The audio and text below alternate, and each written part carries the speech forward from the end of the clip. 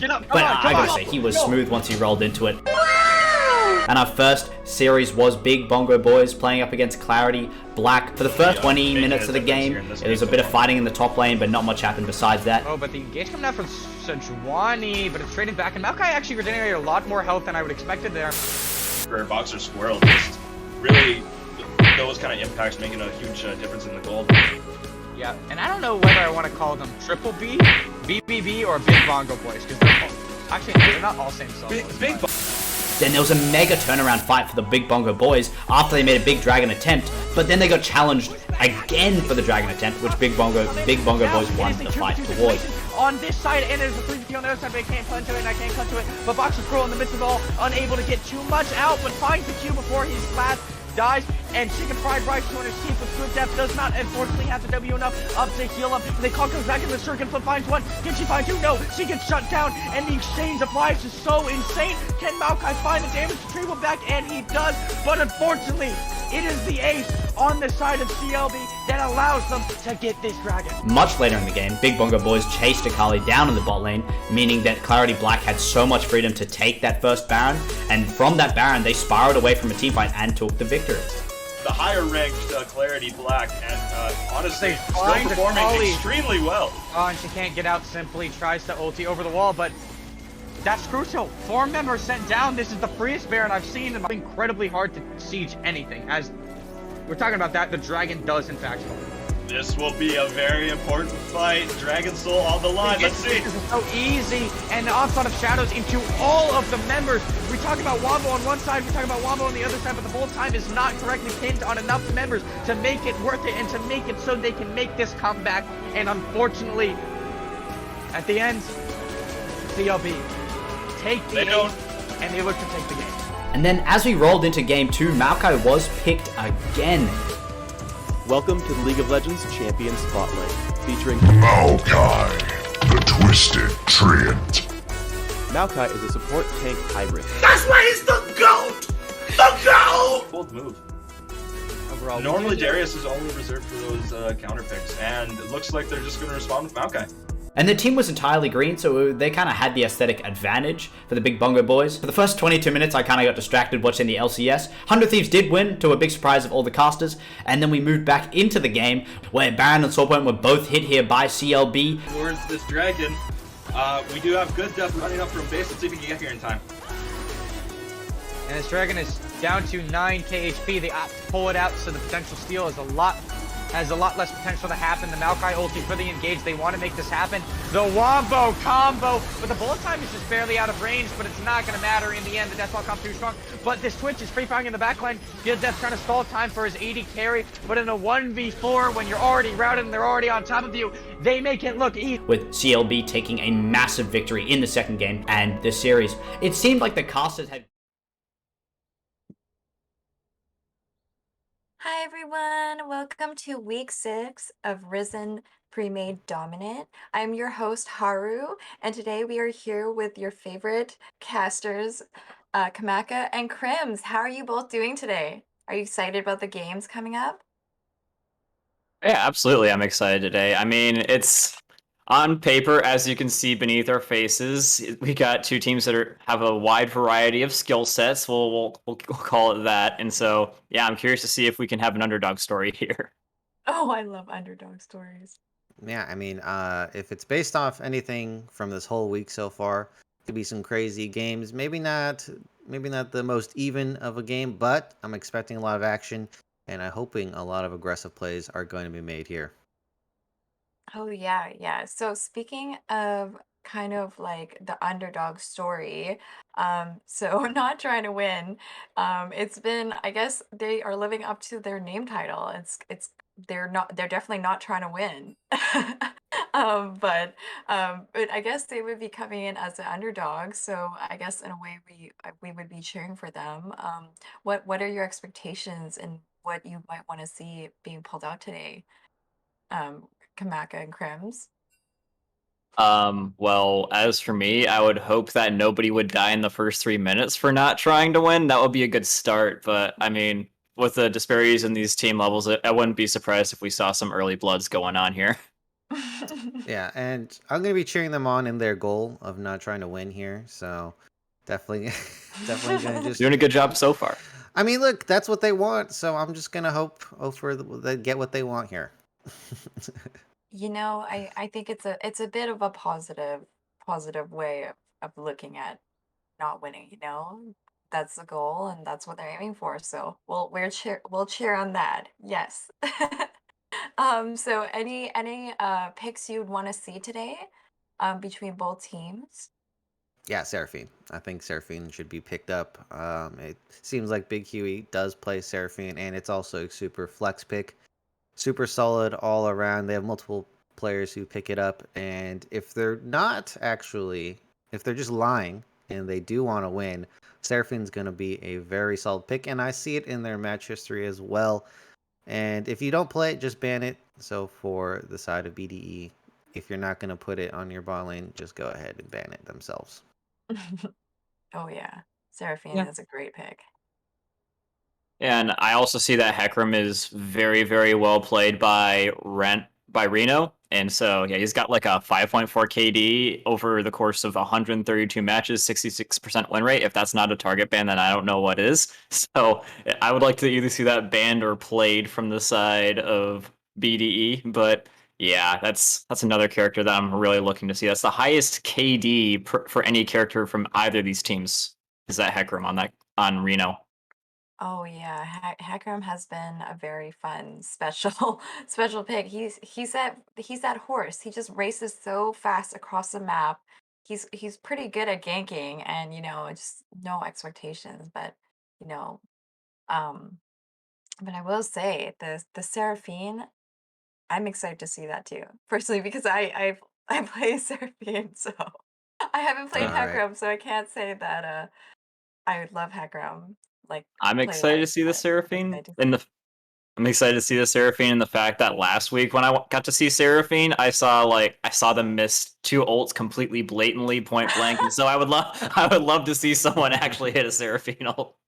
The thing is, it's not that hard to even hit the Seraphine I ult, so know. I guess you have to be pretty trolling to be missing it straight up. If That's you're like, don't go for the super max range Seraphine ultimate unless you really need to. How about that? Right. yeah. Missing the Seraphine alts, that's pretty fun. They You probably could were bounce it off thinking your the own whole time. teammates for heaven's sakes. You could bounce it off Yeah, your own teammates. It's hard to miss, guys. it's huge. Like it's almost like a Nami wave to me. If you really like think about like kind of the width of it, it's not True. very hard to miss. It's true. It's true. Yeah. Um, Speaking of other junglers, what kind of junglers I saw in World, Graves was a very very good picked jungle, and now there's like is is Maokai. I don't know if Yep. he's more of the jungler Yeah, or he's good in the yeah. jungle as well. So I'm excited to see the Maokai, but we are ready for the draft here. So I will take it away to you guys, both of you, and thank you so much. So we'll see you in a bit. Take it away. All right, yeah. So, ladies and gentlemen, it does appear that we're going to be getting started with the draft. On the blue side, not trying to win is going to be starting us off with. I would anticipate a. Let's. Actually, I don't quite know. I haven't quite taken a look. Maybe a Lulu ban. I would maybe think.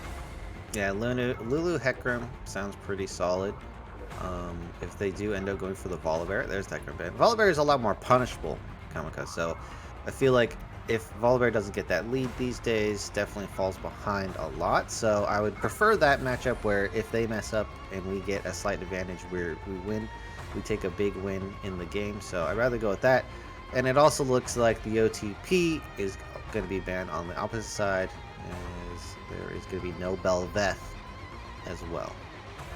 Yeah, I'm honestly a little bit surprised at the Hecarim ban for the side of. No, sorry, I'm looking at the teams wrong. I'm 100% not shocked that they banned Hecarim and then Kane. They're pretty much strictly targeting this jungler because, yeah, they're all Diamond too, but he's got some really high KDAs on a lot of these junglers, so maybe just trying to throttle him a little bit so that they can have just like some even opportunities in their laning phases for their laners. Yeah. I mean, obviously people are going to be pretty good on these champions that they have high KDAs, especially over a long spread of 100 plus or 100-ish games. So definitely taking those out is going to be removing a comfort pick.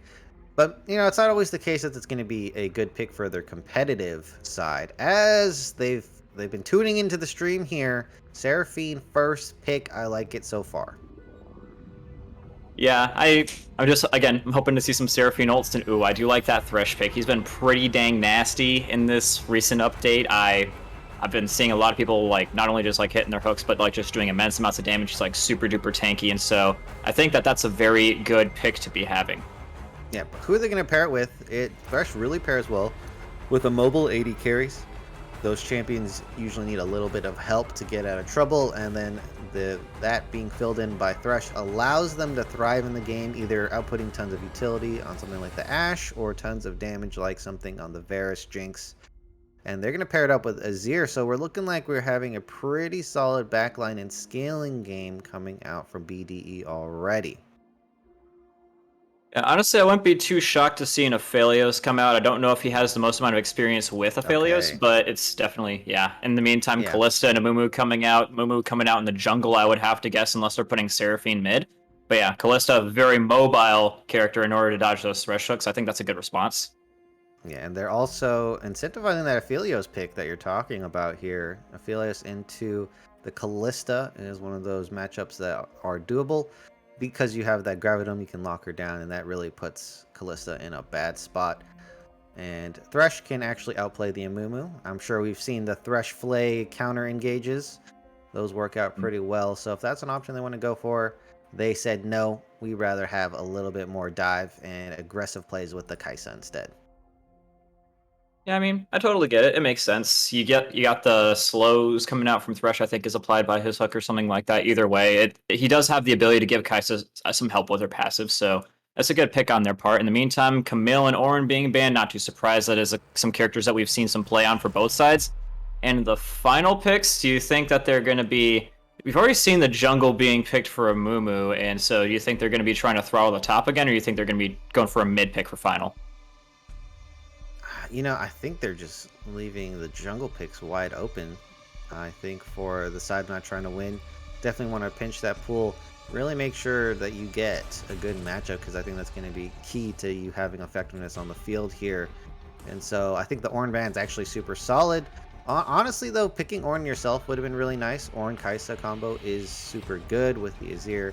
The super extended engage range really works in your favor, but they'd rather not give something easy to play on the opposite side here. So with this blind pick now, they're hovering a Kindred, so they don't want the dive. So the Amumu Kalista gonna lose effectiveness here, Seraphine as well, and now they're gonna have to pivot. I think it's gonna be hard to pivot for poke, but it is still possible. Yeah, they have a lot of really good engage and disengage for BDE. You've got the engage from the Kai'Sa and the Thresh, the engage as well from Azir, and the disengage as well from Azir. So, like, yeah, I really like the composition that they're setting up here. Obviously, you've got good engage from the Amumu as well, so it's something that definitely has to be feared a little bit. Trundle obviously can run people down, go for a split push. I like this pick. And so I would assume that they're going to be putting him top, unless they're going to do Seraphine mid Amumu support, which should mean that this is going to be the mid pick for the last one. I do think it's a bit worrying to have the Trundle into something like the Kindred. Trundle is pretty good at slowing people down and then killing them over time with the, you know, just tearing them apart with the bite, clubbing them with that big old stick that he has. But it's gonna put me a bit worried because can be bullied by the Kindred still and get out jungled in tempo as well. And then on top of that, I'm not seeing any. They've just completely all in on the dive into Kindred. I feel like that's a huge mistake, and there's no tank on the field for the Trundle to shred. So I'm feeling like there's a big difference in the draft here already. I think you're right. Going to be getting a little bit of dive of their own with Renekton. Ooh, this is going to be a fun top lane to be watching. I'm assuming it's going to be Trundle versus Renekton. So it's these two gigantic beasts going at each other, and I think that I would have to give a little bit of an edge to Renekton, not just because it's Renekton, level 2 being strong, but also because BDE is the diamond team, so I have to give a little bit of an edge in the top to them. Yeah, I'm feeling a bit of big draft energy here. I'm guessing you agree Yes. already. I love that. So, It's great. yeah, there's a big draft energy here. Now, the Yone is going to be put in against the Azir, I'm assuming, and, well, that is not a very fun matchup until level 6, and even then, Azir can still win it. I feel like that's just going to be a beatdown as well as in top lane Renekton. So that's 2 winning lanes on the top side, and so that's going to open up Kindred for a lot of invades up there, possibly getting extra stacks or messing with Trundle. So I have some fear for the top side of not trying to win in this first game. Yeah, I mean, I think that the lane differential is looking pretty good in the beginning for BDE, especially like you said in the laning phase. Every single one of their characters is gonna pretty much be able to bully a lot of the other players in their lanes. And so I'm looking to things like more towards the end. You do have a lot of good knockup and CC from like Amumu and Yoni and Seraphine as well. So that's one good thing that they have going for them. Thresh does have a nice little lockdown ability. The disengage is there for BDE, but just the hard CCs coming in, I think, is a little bit better from not trying to win, but I don't know if that's enough to where I'd say they can win off of it.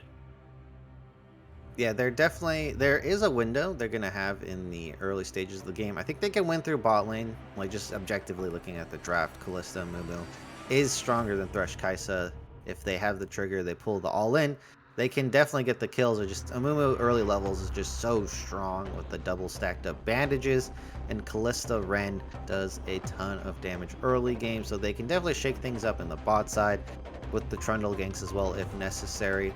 It's really around the mid to late game where we really see that there's not many angles for them to win just due to this Kindred pick here.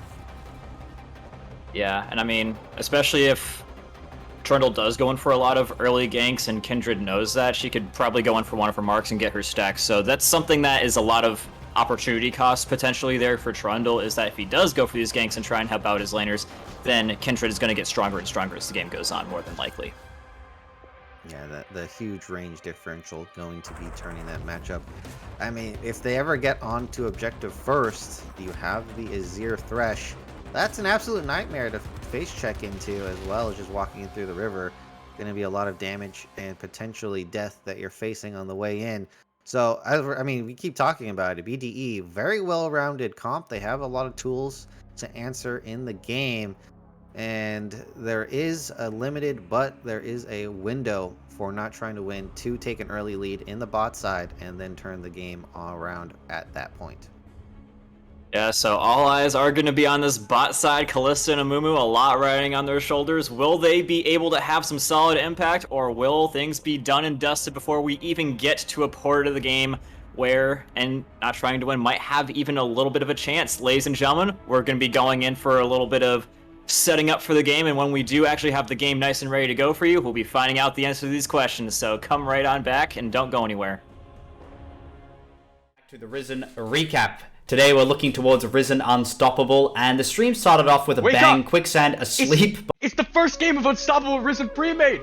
Come on, get up. Come But on, I come gotta on. say, he was smooth once he rolled into it. And our first series was Big Bongo Boys playing up against Clarity Black. For the first 20 minutes of the game, it was a bit of fighting in the top lane, but not much happened besides that. Oh, but the engage coming out from Sejuani, but it's trading back, and Maokai actually regenerated a lot more health than I would expected there. For Boxer Squirrel, just really those kind of impacts making a huge difference in the gold. Yeah, and I don't know whether I want to call them Triple B, BBB, or Big Bongo Boys, because they're not all same solos. Then there was a mega turnaround fight for the Big Bongo Boys after they made a big dragon attempt, but then they got challenged again for the dragon attempt, which Big Bongo Boys won the fight towards. On this side, and there's a 3v2 on the other side, but I can't punch to it, and I can't cut to it. But Boxer Pro in the midst of it all, unable to get too much out, but finds the Q before he's last, dies, and Chicken Fried Rice 200 teeth with good depth does not unfortunately have the W enough up to heal him. And the call comes back in the circuit, flip finds one. Can she find two? No, she gets shut down, and the exchange of lives is so insane. Can Maokai find the damage to Tribal back? And he does, but unfortunately, it is the ace on the side of CLB that allows them to get this dragon. Much later in the game, Big Bongo Boys chased Akali down in the bot lane, meaning that Clarity Black had so much freedom to take that first Baron, and from that Baron, they spiraled away from a teamfight and took the victory. the higher ranked Clarity Black, and honestly, They still find the performing volley. extremely well. Oh, and she can't get out simply, tries to ulti over the wall, but that's crucial. 4 members sent down. This is the freest Baron I've seen, and incredibly hard to siege anything. As we're talking about that, the dragon does in fact spawn. This will be a very important fight. Dragon Soul on the line. Let's see. This is so easy, and the onslaught of shadows into all of the members. We talk about Wombo on one side, we talk about Wombo on the other side, but the whole time is not correctly pinned on enough members to make it worth it and to make it so they can make this comeback. And unfortunately, at the end, CLB take the They don't. ace, and they look to take the game. And then as we rolled into game 2, Maokai was picked again. Welcome to the League of Legends Champion Spotlight, featuring Maokai, the Twisted Treant. Maokai is a support tank hybrid. That's why he's the GOAT! The GOAT! Bold move. Overall, Normally Darius is only reserved for those counter picks, and it looks like they're just going to respond with Maokai. And the team was entirely green, so they kind of had the aesthetic advantage for the Big Bongo boys. For the first 22 minutes, I kind of got distracted watching the LCS. 100 Thieves did win, to a big surprise of all the casters, and then we moved back into the game, where Baron and Soulpoint were both hit here by CLB. Towards this dragon, we do have good depth running up from base. Let's see if we can get here in time. And this dragon is down to 9k HP. They opt to pull it out, so the potential steal is has a lot less potential to happen. The Maokai ulti for the engage. They want to make this happen. The Wombo combo, but the bullet time is just barely out of range, but it's not going to matter in the end. The Deathball comes too strong, but this Twitch is free firing in the backline. Good Death trying to stall time for his 80 carry, but in a 1v4, when you're already routed and they're already on top of you, they make it look easy. With CLB taking a massive victory in the second game and this series. It seemed like the casters had gone to Hogwarts, because every single time they were casting and made predictions, they just put a caster curse down on poor Big As Bongo the boys. series is taken by Clarity Black. And that was Risen Unstoppable for the night. Hey everybody, and welcome back to the Risen recap. Today we're looking towards Risen Unstoppable, and the stream started off with a Wake bang, up! Quicksand asleep. It's the first game of Unstoppable Risen Premade.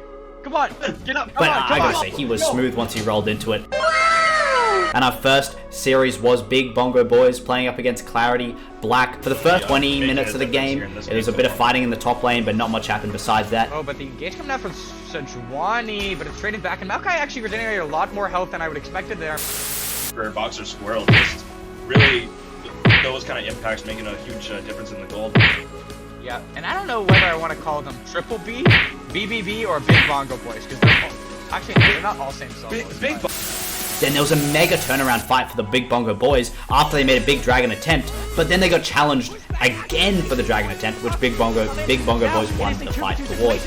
On this side, and there's a 3 on the other side, but I can't punch to it, and I can't cut to it. But Boxer Scroll in the midst of it all, unable to get too much out, but finds the Q before his last dies, and Chicken Fried Rice to escape with good depth does not unfortunately have the W enough up to heal up. And the call comes back in the circuit, flip finds one. Can she find two? No, she gets shut down, and the exchange of lives is so insane. Can Maokai find the damage retrieval back? And he does, but unfortunately, it is the ace on the side of CLB that allows them to get this dragon. Much later in the game, Big Bongo Boys chased Akali down in the bot lane, meaning that Clarity Black had so much freedom to take that first Baron, and from that Baron, they spiraled away from a teamfight and took the victory.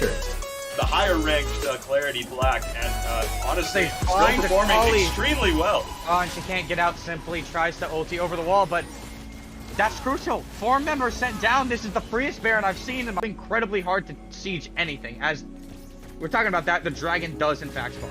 This will be a very important fight. Dragon Soul on the line. Let's see. This is so easy, and the onslaught of shadows into all of the members. We talk about Wombo on one side, we talk about Wombo on the other side, but the whole time is not correctly pinned on enough members to make it worth it and to make it so they can make this comeback. And unfortunately, at the end, CLB take the ace, and they look to take the game.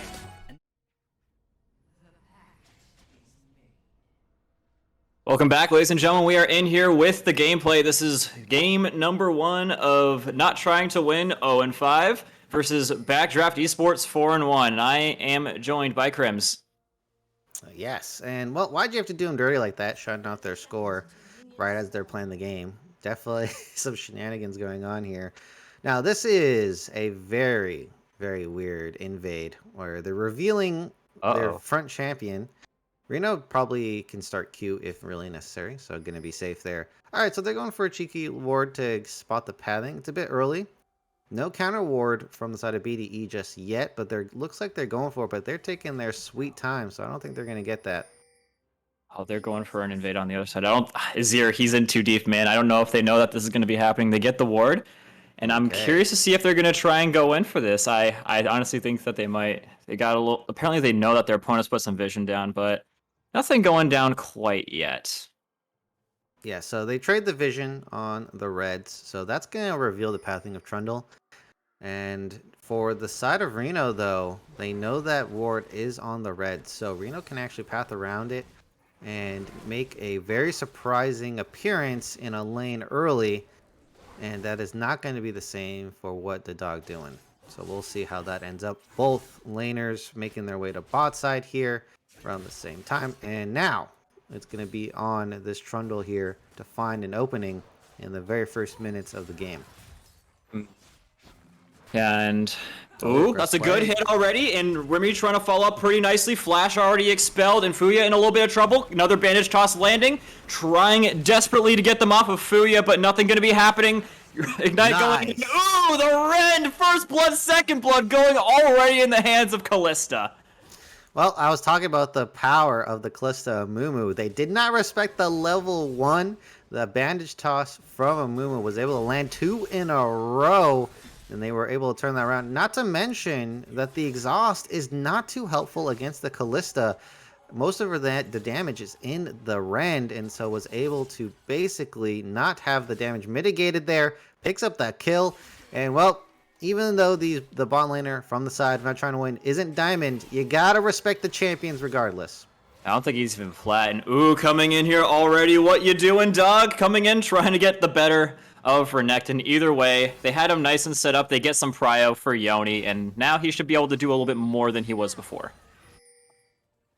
Yeah, definitely. Didn't burn any sums, though, so I think and this wave is going towards the Renekton, and we have Reno following in tow. Definitely shouldn't go to fight right now because of that presence of the Trundle here. And now, look in this bot lane, similar scenario, pushing away from them, and they just lost that 2v2. Should be a bit scary. Ooh, another nice hit coming in from the Callista. And ooh, Seraphine got a little bit of eyes onto the Kindred, and so is just going to be constantly harassing her just a little bit. And the ward is not the ward. The mark is going to be on the Scuttle, so it's going to be a good little mark to pick up for Kindred for a passive. Yeah, quite lucky that it was the bot war mark instead of the top one. The top Scuttle Crab was not contestable, so lucked out there. Going to be picking up that, and that's a pretty even trade overall. Toner's doing pretty good so far on the Yone. Yep, and in the meantime, Kindred just walking around Trundle's jungle. This is something I was a little bit worried about, is Kindred's ability to power farm going out of their jungles, but apparently nothing being gained too much on her in that front. Yeah, so let's talk about this bot lane. So now that Trundle's made the first rotation, looks like he's actually deciding to go bot, but big trade. Yoni going in for the all-in. He's going to get a little bit hit up, and not enough damage for when he cancels the E to kill him. So he's going to force Renekton out of the lane at the very least. This is so they did do I thought this was going to be a bit stronger of a lane for the Renekton, but Yone is keeping it pretty close here. And that being said, with Trundle coming bot side, there is no flash for Fuya or Xanazurg. So that means for the next few minutes, they're still going to have to play safe. And with Ian, that flash available can make a power play and secure an even further lead here in the spot side. And that's some good vision being found. It's going to mitigate the vision advantage that's being had right now. And ooh, they're going to get a little bit of vision placed into their opponent's jungle as well. Both teams doing a pretty good job at getting some vision down. In the meantime, they're just trying to get some prio down in the bot side lane so that they can go for this dragon. Actually, that vision is going to be very, very beneficial. They should know that Kindred's on the top side because of that. If there's no camps on bot side, well, you can make some deductions. Kindred's actually on the top side. The Toner's playing respectfully there, is not going to be pushing up in that lane. So far, not trying to win, looking like they're doing pretty solid.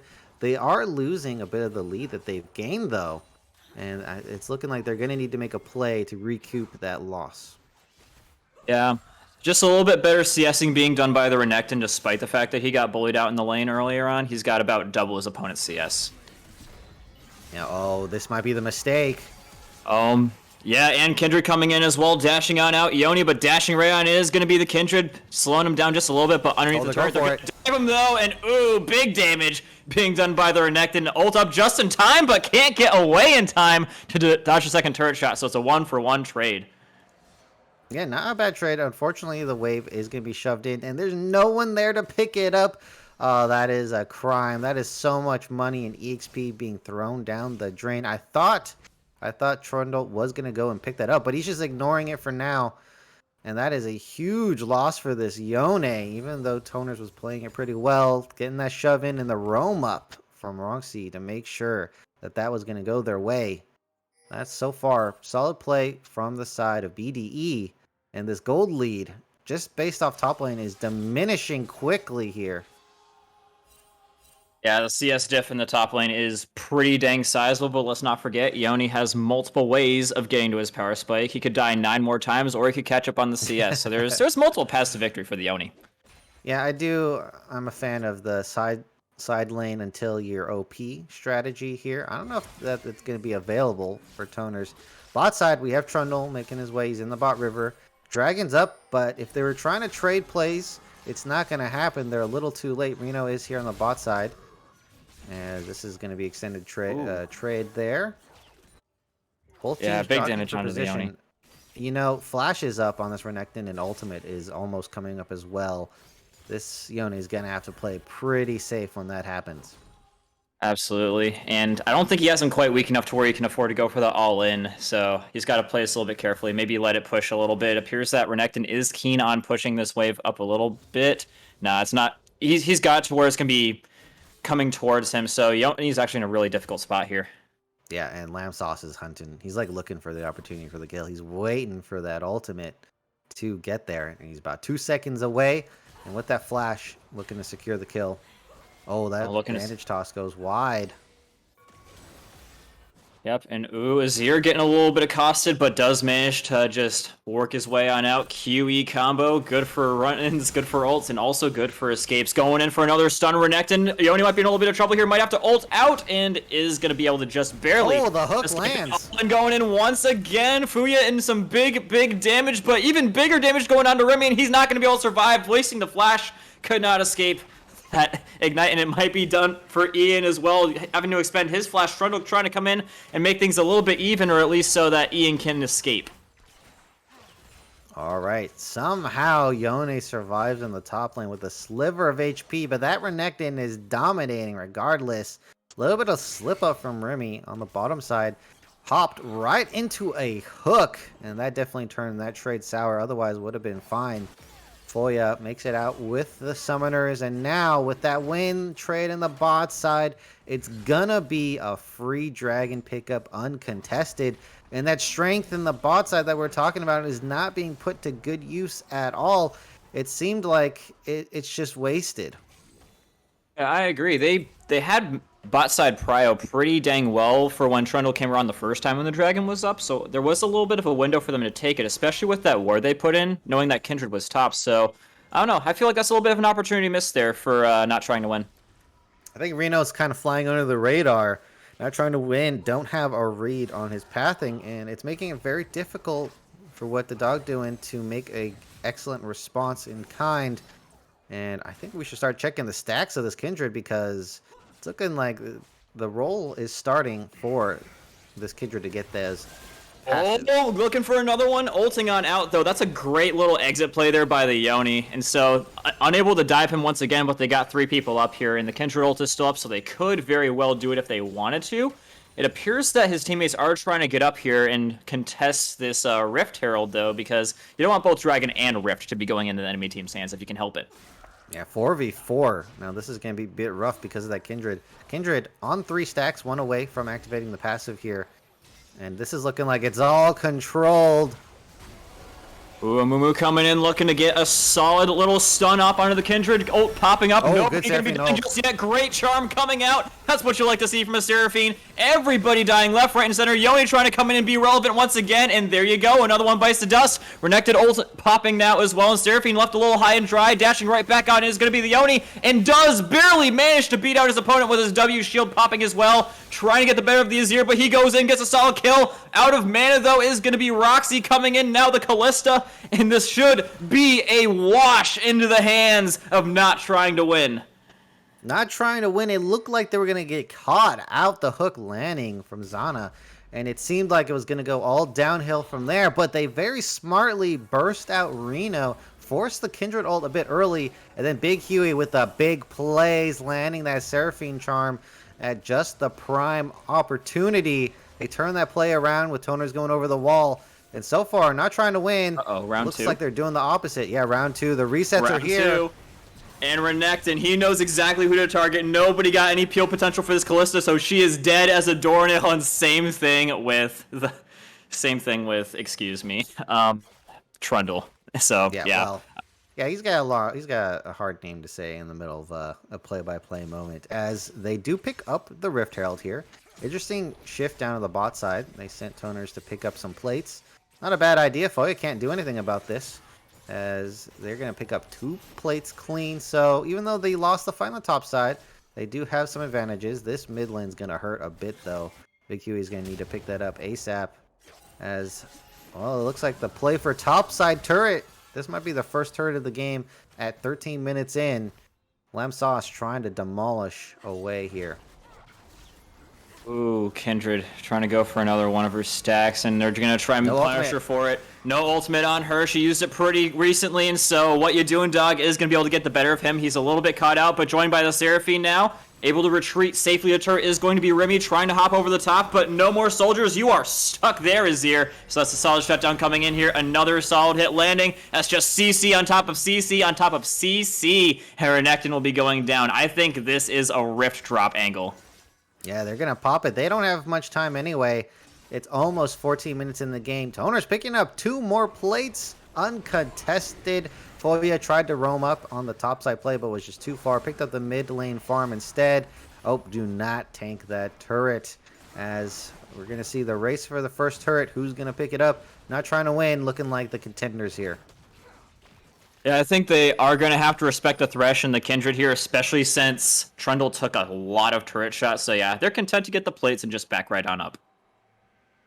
All right, well, if that topside play, unfortunately for the side not trying to win, it's looking like even though they're making winning plays on the map, we could just take a peek at the gold. It's still quite even.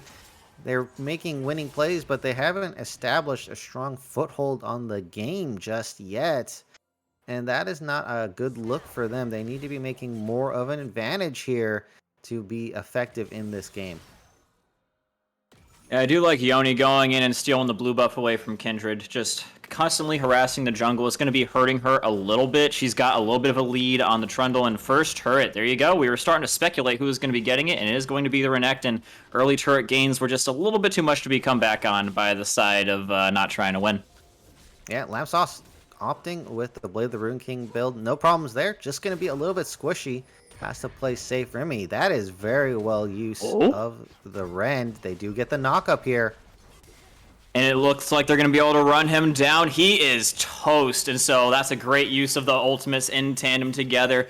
But unfortunately, it's just not going to be there in order for them to get the Dragon Steal. So not trying to win is going to be giving up 2 dragons. It's not a death sentence, but it's definitely starting to become a worrying trend. Well, you have the Kalista team, and you have yet to pick up a dragon. Meanwhile, your opponents have 2 in the bag. That is definitely not the correct usage of the Kalista. You're supposed to be securing these objectives with those Ren stacks. So far, the plan, it doesn't look like things are going according to plan here, but they're kind of winging it.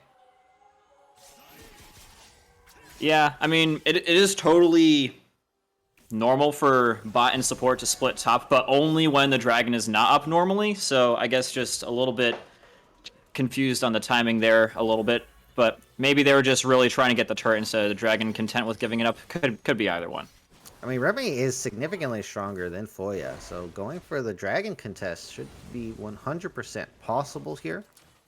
I think they might be a bit worried about the 5v5, and that makes sense. You don't want to be roped into those just yet. And now, the map. No clear objectives. We have a bot lane turret that is quite low for the side of BED. They're going to go ahead, send the soul laners there. Huge burst damage coming out of Lamb Sauce. Yeah, Yone has to get out of there. That was like 75% of the HP in one combo. Yeah, Renekton instantly proccing press the attack. Does so much damage after that. Yeah, that is definitely going to be something to contest with. Not as effective in the team fights, I do have to mention. So this Renekton, not going to be the great team fighter that we're typically used to without the Conqueror as well. Now, oh, it looks like there's a Power Claws build. Is that what I'm seeing here? I think you are actually correct about that. So it's looking like he's going to try and assassinate the Callista or the Seraphine. Looks to be the plan for the Renekton. Okay, that's a bold strategy, and it seems to make sense with a name like BDE. Yeah. In the meantime, Trundle getting a steal away here, yeah. As they're playing, it seems like they're trying to avoid the fight so far, but maybe not doing good enough. Ian flashing out. And now this bot lane looking quite vulnerable. that's pretty crazy from the Amumu. He's going a little bit nuts and a little bit too deep in my personal opinion, and Callista might be in a little bit of danger here as well. Turret gonna be just a little bit too much. Seraphine getting caught out. That was, I'm not quite sure what the plan was there for them. Seraphine just running right through the jungle where the entire enemy team was. Callista was basically stuck under a turret, so yeah, in my opinion, that was a little bit of an unnecessary death situation there for not trying to win. Yeah, Ian went pretty ham, we'll just have to say. And they don't get the mid lane turret because of the TP from Roxy there. So that is going to hurt that play even more. Well, at least Ian does not have any fear about engaging. And that is a blessing and a curse. Yeah, sometimes there's a healthy amount of fear to be having of your opponent. And Yone, he's definitely got it. Knows that Renekton's got his number in the 1v1 right now, especially when he's got nothing to hit except for him. So, yeah. Trundle, in the meantime, just trying to make sure that this turret stays up just a little bit longer so that they can go and get this Rift angle. Alright, second Rift Herald, as you were talking about. No team has a clear foothold yet, but the mid push coming out from Roxy is going to give them the more immediate prio. 4 members on this Rift Herald, and no AD carry from the side, not trying to win. This looks like a trade for the turret on bot side and this Rift Herald, which we could deduce is going to be used mid lane just to pop that mid lane turret there, and so that's still going to be a turret advantage for the side of BDE. Yeah, I'd be pretty shocked if they didn't try and go and do this right now. And trying to get the Seraphine, just dunking him out from underneath the turret. Charm trying to save his own life, but there is nothing that is going to be getting you out of there. And I like their move of not putting the Rift Herald down instantaneously. They take down the turret because they know that they can, and they're going to use it to take 2 turrets now. They should be able to crack their way over to the tertiary turret here. Alright, they're going to set the Azir turret behind as well to cover their retreat, as well as setting up for this dragon. They just pushed up 2 turrets. That's going to be a lot of tempo gained here. They're going to back reset and make it to this dragon. They have 30 seconds, so they're going to be there about 5 seconds after. And then that means that this is the time for not trying to win to really secure that vision. They don't have the push, though, so a 3rd dragon in a row would be very bad for their comp. Yeah, it would be pretty bad, and it seems that the fight is definitely about to commence. Callista is going to be here, however, so it's going to be their best chance to take a dragon that they've had yet. But will it be enough? I'm not quite sure. They're going to need every single bit of tools in their arsenal right now in order to take this. Bandage shots going a little bit wide. Trundle trying to put them off of each other, but Azir got vision. He's going to be able to just passively hit them from the side without any threat coming to himself. Zoning them off the dragon. This is very, very good work from BDE. There's not really a whole lot their opponents can do. They can get shot from pretty much anywhere by the Azir or pretty much anybody. Yone going to try and come in for the spectacular along the side, it seems like. Trying to go in for the smite steal, but not quite going to be happening. Hitting the encore, but oh my god, just not enough going down here for the damage, and it appears that Seraphine and Callista going to be leaving the situation. Trundle, Yone going down as well as the dragon. It's a wash. Yeah, it looks like they didn't get the memo that they weren't supposed to engage there, as the 3 members were completely zoned off on the bot side. Oh, Reno does not have the ultimate here. Yeah, he might be in a little bit of trouble here from Callista, but the Lantern will be dragging her right back over to the Thresh. That's a little great bit of disengage there for him. And ooh, Mumu once again in a little bit too deep. Does pop his Curse of the Sad Mummy to try and escape, but doesn't seem like he's going to be able to escape the Azir. Well, it does stop the Baron at the cost of his life. Of course, it's still going to be an overall win for the side of BDE here, but there is no Baron just yet. That is going to be stalled out, and now we're talking about the scenario where there is 3 dragons stacked up on the side of BDE, and this is absolute red alert mode for the side of not trying to win. This is DEFCON 5 here. You really need to make sure that the next whatever objective that comes up next needs to go your way, or the rest of this game is going to be all downhill from here. Callista not getting any objectives secured is such a terrible, terrible situation to be in. Now, Crims, say hypothetically, not trying to win was actually trying to win. What would you be doing right now if you were them? What is their win condition? Oh, well, their win condition right now, it is the Callista. I guess it's still the one lane they have the advantage in. Need to make that plays. I mean, in the 2v2, if they can get that set up, or maybe even the 3v3 mid, can still win. You want to duck this Azir. Azir is extremely strong in the game right now. You need to set up a man advantage on the field. Don't fight on even terms. You're not going to win in an even fight. You got to play dirty. Yeah, I think that's going to be 100% spot on there. Seems that they're going to be having to force a fight for the dragon here. This is going to be a really big moment in the game. Yoni, in the meantime, a little bit more towards the bottom side with Renekton, so it's going to be a 4v4 over here maximum. Going to be looking to initiate this one, is going to be not trying to win. They're just clearing things out so they can have the best possible advantage going on here. In the meantime, waiting inside the bush, hoping to make their opponents think that they're coming in for this Baron hit, because they are sitting in this bush. I'm curious to see what this Amumu is going to be trying to pull out. Oh, the huge burst damage coming out of the Renekton. Pops the shield as well. So now the next time around should have a more effective attempt of killing. They're going to be starting up a Desperation Baron. There is no Azir. TP is ready. This is good. This is definitely a bold move.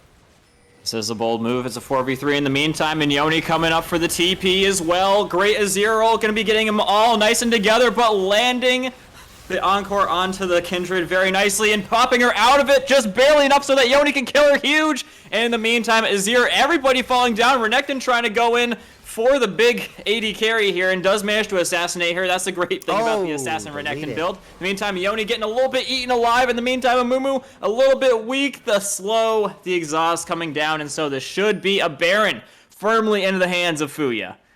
Well, they don't have their jungler up, and the only member who can tank it is extremely low and not on the tanky build, so they're just going to have to suffice for turrets here. That almost went a bit south for BDE, Kamika. It's looking like they might be a little rough around the edges of these team fights on this comp that they've built for themselves. Yeah, so it's very likely that they're going to be able to get this tertiary tower and leave the inhib pretty exposed, but apparently not actually. Seraphine getting back just in time, but yeah, Dragon is going to be coming up pretty soon, so there's the high possibility we see a Dragon for Baron trade, especially since it's so plain right now. This is good for not trying to win. Yeah, and Callista going to get a little bit stunned up, trying to escape the press the attack, but completely unable to do so. Finally getting the better of the Renekton. That's a good shutdown to be getting for them. In the meantime, Thresh caught all by his lonesome. Kaisa down in the bottom side jungle, a little bit alone. Kindred trying to come to her aid, but I'll be pretty shocked if they try to go in for this. Alright, so this is a 4v3 here. Losing Callista is going to be pretty painful, but you've taken out 2 members. They're going to get the inside track on this Baron. They're giving up mid-wave, so this might just be a necessary trade that they have to go for. It's not the best trade in the world, but it's what you need to stay in this game here. Mid lane turret, this is probably going to be an inhib, and it's not the trade you want, but it's the trade you're going to have to take. And on the back of this, they might try and Toners invest them for the Dragon as well. Toner's getting a little bit caught out now as well, trying to ult himself out of there into a winning situation, but there was no win condition there for him. And so in the meantime, Yoni down, They've got full control over the mid lane, Prio in the mid and the top lane, so they should be able to get a strong Baron angle here. All right, Inhib, Azir turret doing work. They do get the root, but that's not going to lead into anything. Meanwhile, that Baron positioning you're talking about in full effect here. Yeah, they're going to they be able to secure the easily Baron. get that. Ain't nobody going to be contesting them for that. And so Recall's coming in, just finishing up whatever items they can. No items to finish, so they're just going to go right on up to the top, get the blue buff, and start cracking it down on this topside turret. Yeah, well, that Baron's going to be a huge play, especially with the Azir. And Roxy just doing amazing for his team here. Foya making a resurgence in the game. Only has died once in that lane phase. Isn't going to make that mistake twice here. And the backline carries for the side of BDE are definitely doing well in this game. And that is a good sign for them. Going to be able to pump out the damage in this game. Got ourselves a very slow lead creeping in here. Finally, about 7K for the side of BDE, and it's looking like the money and the gold is actually showing on the map, as this is a very strong point for the side of BDE. Yeah, you say it's slowly but surely going in their hands. I agree, but I think that things are definitely about to start to speed up. These split pushes coming in. They've got people in every single lane. Renekton going top, Azir going bottom, and everybody else running it down the mid lane, trying to get as much as they can out of this situation. Prio in every single lane. Dragon's not up for another 3 minutes, so they're not going to be able to get any dragons off of this. So the best they can hope for in terms of objectives is this bot side turret, as well as maybe the mid inhib. Yeah, so far no inhibs down, but they're probably going to be falling soon. However, BDE's not really making a push for them. They're just trying to collect the farm. They feel pretty comfortable in their lead, so they're not going to risk it by doing anything crazy, it seems. They just got to play for the next dragon, and they know that they'll win if they pick that one up. And as you're talking about, we've hit that curve in the exponential graph. It looked linear up until now, and it's going to start ramping up after this dragon, I assume. Yeah, they've got 2 minutes to get something going on here. Otherwise, as soon as Looking for a play topside here. Yeah, play a topside. They're starting to get a little bit frisky with Renekton, but he knows what's going on here, and he instantly backs on away. Good on him. And in the meantime, the bot lane's looking extra juicy. Yoni looking very nice for a hook, but yeah, should be able to get a hit on him. He's going to be absolutely stuck. Encore completely missing once again. I guess it's the return of the Encore being missed completely by the Seraphine, but to be fair, that was a very good dodge from the Thresh. Not someone I would be expecting to say that for, but it's very likely that they could be using this to crack another inhib open, maybe two. It's going to be a big fight over this turret. Oh, hard engage, you landed. Does manage to lock down the Azir, but oh, huge timing on the stopwatch for the Azir and able to get himself out courtesy of the Thresh. Overcommitting, though, I do believe is going to be the Amumu. And so, yeah, going to be getting a little bit surrounded and pounded here. Kalista coming to the rescue, though, but Renekton right back on in and assassinating everybody. And there you have it. That's going to be the turret as well as maybe all of the inhibs. All right, with the TP from Renekton securing the kill. It almost looked like Reno was keeping alive the enemy more than keeping alive his own teammates, but they turn it around at the end. Foya ends up picking a ton of kills. And now, Toner's trying to change it up. He's going to try his best, but deleted. Nothing going to be happening. That Renekton is just too dang strong alongside the Kaisa. So not only the inhibs you got to worry about is your base. Looking at the timers for the respawns, it's going to be not in time. Just barely a little bit too late, too little too late, and it will be finally a win in the hands of BDE. All right, BDE picking that win up in a cool, clean team fighting all around comp there. Excellently counter engaging on the Amumu as well as Renekton having an excellent lane phase. Lamb Sauce definitely playing very well on the top side into Toners there. That being said, they didn't win all the skirmishes, so maybe there is a bit of hope for the side of not trying to win. They did end up winning in the bot side for most of the laning phase as well, so there's actually some good points here. Remy, I think, did a pretty good job. Actually did more damage than Foya overall in the entire game as well. So maybe not such a clean one-sided game as we expect. Yeah, that was a I know that their name is not trying to win, but their scrimmages, like the team fights were pretty exciting. I know I know you've mentioned that you try to remain a little more calmer on these streams, Kamaka, but I even heard you getting hyped over there and you know and Crim's definitely being like, whoa, like let's go, you know? But I did want to mention like you know, Amumu as a support, it I as a jungler, I don't think he has been doing well, but as a support, he's been quite a big pick. And I just want to get on your both of your opinion on that pick just as a support alone and his abilities and why he's so strong. Yeah, Mumu is just really good at locking down. With the new bandage toss, has the 2 stack usages, is really strong in the early phase of the game. Mumu does actually fall off just because he just complete lack of damage. It's all in the CC, and so with the CC setup that Mumu has, is going to be very very strong in the early phase of the game. That's why champions or players like playing this. And Mumu really feels like you can take over a game. And paired with the Callista is very strong in lane phase, as we can see. Both these champions dominate lane phase, and it can be done even to diamond players.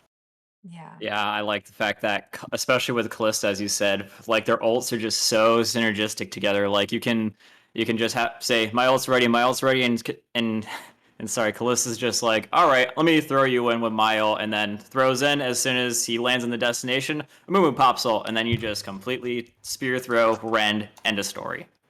Oh yeah, it's so disgusting. I hate to be the people playing versus that sometimes. It's not very fun. Anyways, so before we throw it to a break, any other last words here? We're kind of hoping for maybe a game 3 coming up, so not trying to win. Um, we're hoping that, but any last words before we go to For me, break? No, Grams? No, I think we should have more exciting team fights. How about that? So far, turns out team fights are still pretty exciting in this game, and I'm enjoying it so far. Okay, perfect. Thank you so much, Kamaka. Thank you, Krems. And we're gonna take it to break, everybody. Stay tuned.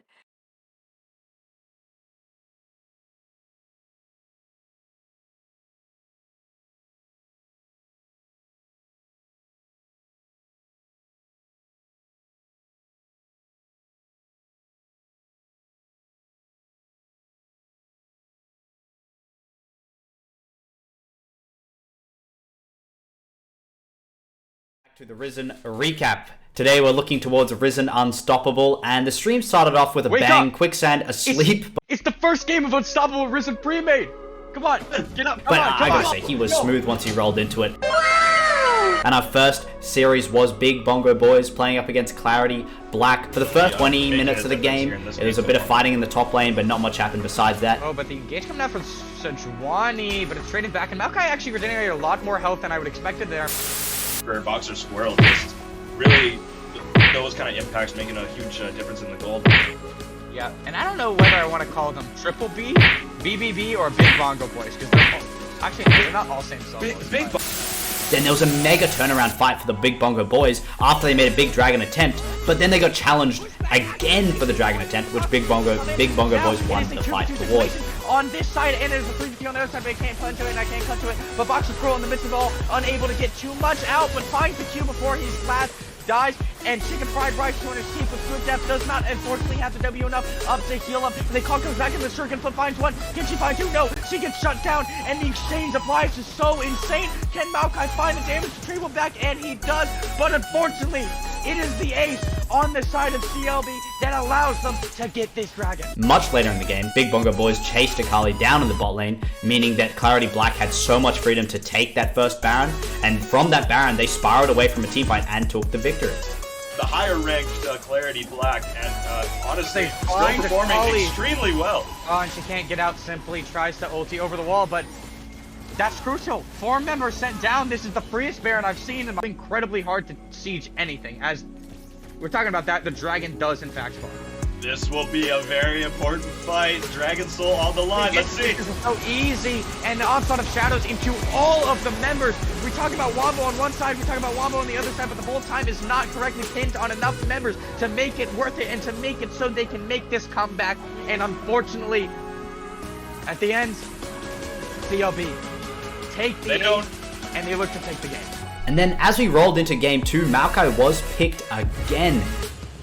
Welcome to the League of Legends Champion Spotlight, featuring Maokai, the Twisted Treant. Maokai is a support tank hybrid. That's why he's the GOAT!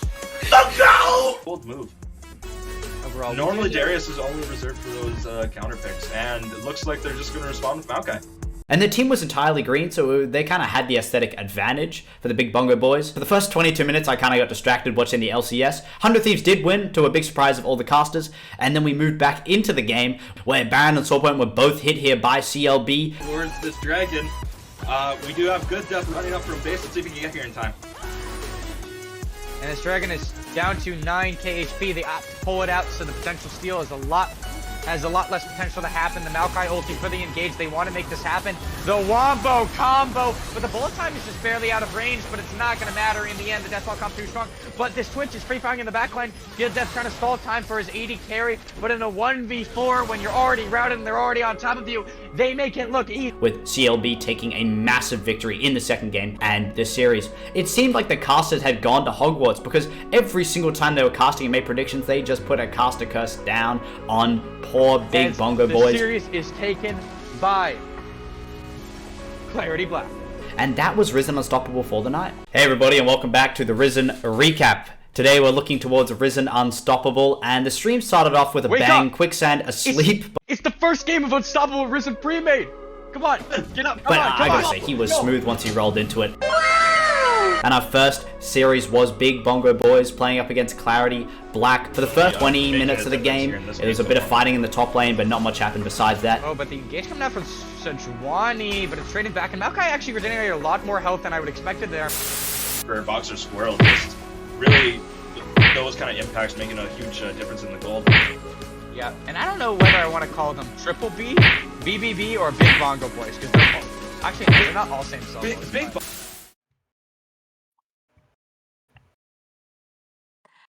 Hi everybody, we're back here on the analyst desk with Kamaka and Krems, and the players are getting ready here to get right into the draft. But I just wanted to ask, who do you think the players like on both teams will ban this game coming up for game 2?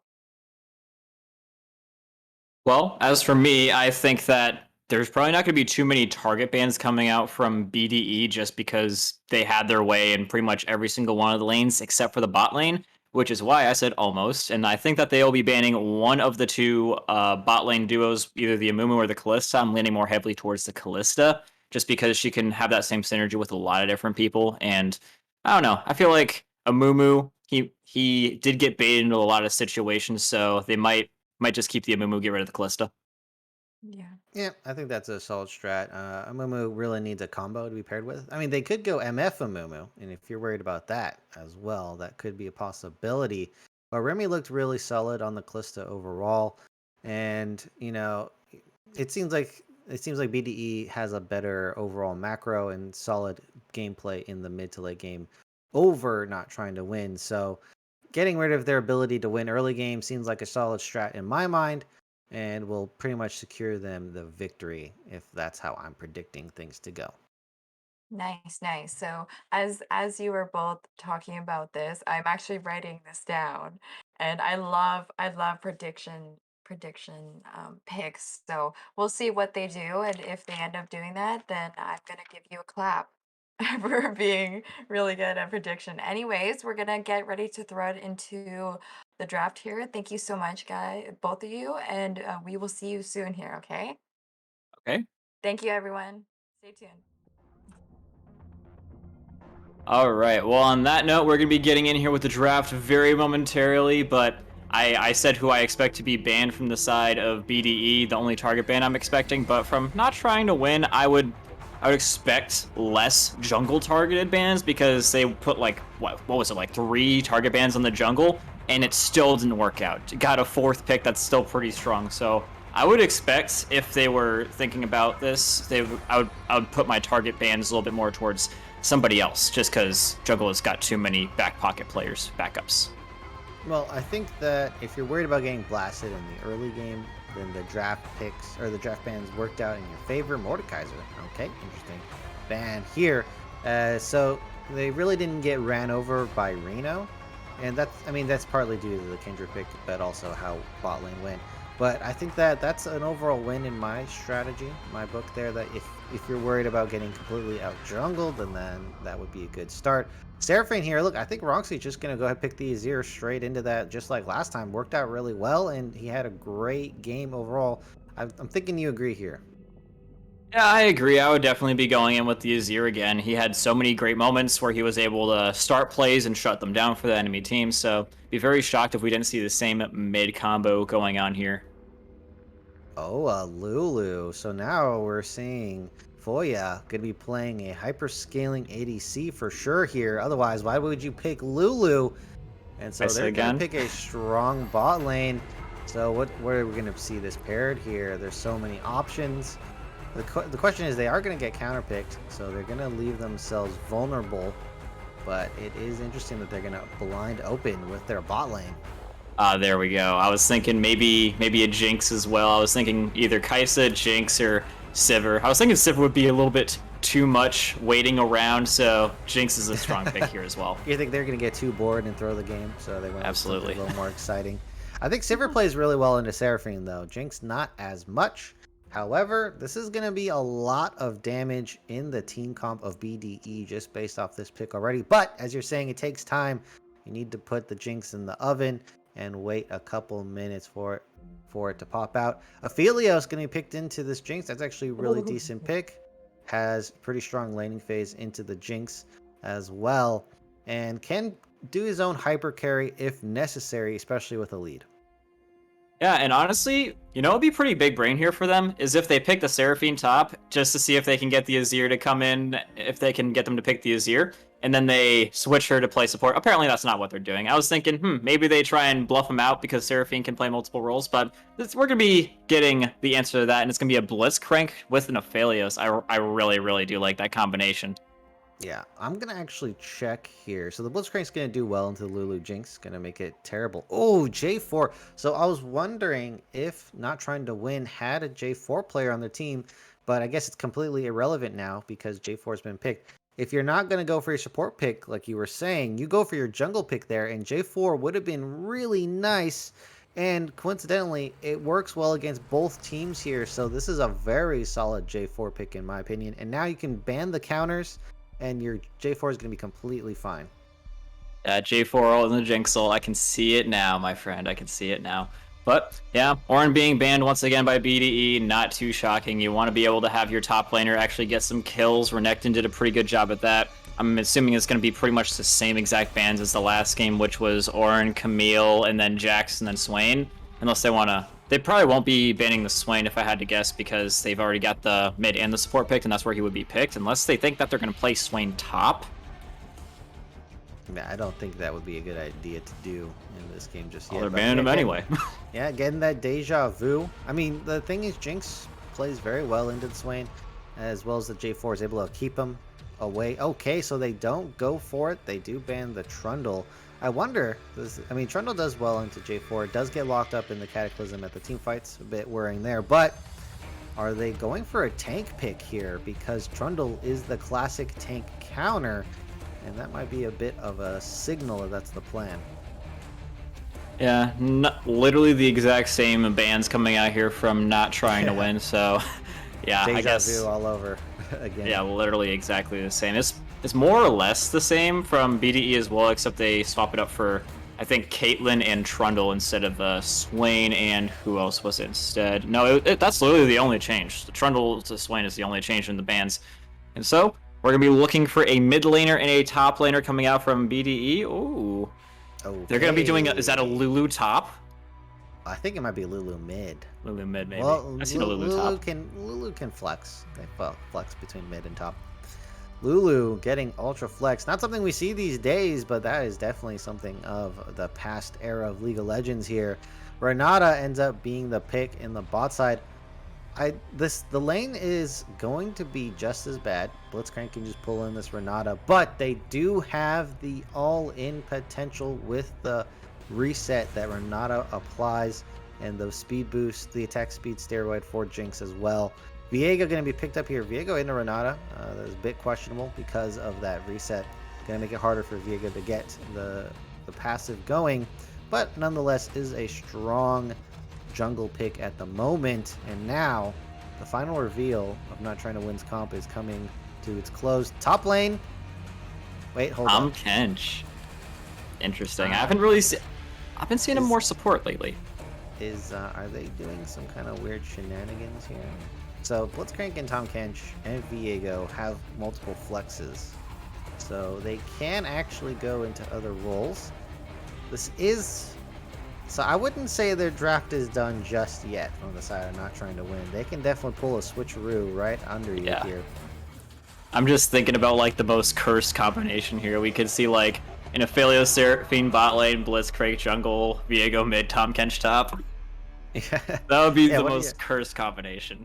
So yeah, maybe they go Viego top now into the Gwen, Blitzcrank jungle, Tom Kench in the support role versus Renata. Completely okay. I mean, they could do that if they want. That would be absolutely insane, but I think that would mean that they technically win draft. Is that something we expected to say here? I don't think so.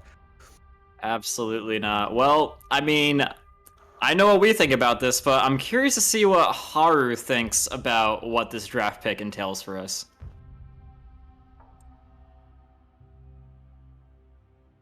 Oh no. Have we lost our host? I guess we lost our host, but that is a terrible loss upon this casting desk here. Oh, oh no. Oh, okay. I'm back. Chiming in late. That's okay. I'm trying to, sorry, guy. Sorry, both of you. So you know what? This just looks really exciting for me. Like I wasn't expecting the Viego and Tom Kench pick at all. And then on top of that, the funniest thing for me is BDE picked Gwen, which is actually Viego's like lover. So they're just like, we're gonna counter you by BMing you by picking your wife. Interesting. Okay. I thought it was like, dude, I gotta read up on my League of Legends lore, dude. I did not know that. Yeah, well now you know. I went the more tactical angle, like, okay, Gwen counters tanks, Tom Kench is there. But no, apparently it was just the lore BM. But you know what? Going into that, Gwen does counter tanks. And then you got the Renata, and Renata, I feel like she's actually a quite a strong support alongside the Seraphine.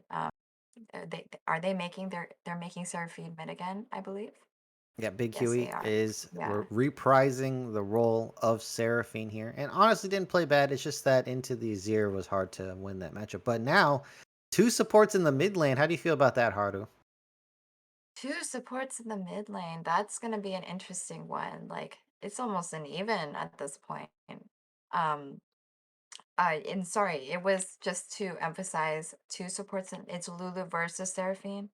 Yes, in the mid lane. Yep. Lulu Seraphine. Oh my gosh. Bonksy So on the I've Lulu. actually never seen Lulu just alone in a lane. So Kamaka and Crims, you had mentioned that that's like kind of back in the older season. So I feel like I kind of missed that season. Please review with me what happened. Why was that a thing before? Well, if you ever heard of a thing called Juggermaw, then you'll be very familiar with a Lulu in the mid lane. She was actually pretty busted in the mid lane. I don't know if Kamako was around. Could just get the shove in on anyone. Just imagine Lulu shoving in anyone. The Q was just absolutely busted. Had amazing range, good damage, so was able to shove in everyone, and then just completely just made your Kog'Maw busted. Was able to just kill everyone, speed around. So looks like they're doing a similar strategy for Foya here, as they want the super carry Jinx. Yeah. Yeah, they're wanting to take it to the late game, hey? Oh, sorry. Oh yeah, that is Yeah, definitely late game. I have to say so, but yeah, I've also seen my fair share of Lulu tops, and it has varying degrees of success, especially in the current meta. But Yeah, definitely not going to be seeing that today as we got Gwen top 100%. Ladies and gentlemen, we got some funky comps, and we'll be coming right back on in with the actual gameplay for you in no time flat. Do not go anywhere. Yes. But dashing Rayon is going to be the Kindred, slowing him down just a little bit, but underneath the turret, they're going to dive him though, and ooh, big damage being done by the Renekton. Ult up just in time, but can't get away in time to dodge the second turret shot, so it's a 1-for-1. And Fuya in some big damage, but even bigger damage going on to Remy, and he's not going to be able to survive. Wasting the flash, could not escape that ignite, and it might be done for Ian as well, having to expend his flash, trying to come in and make things a little bit even, or at least so that Ian can escape.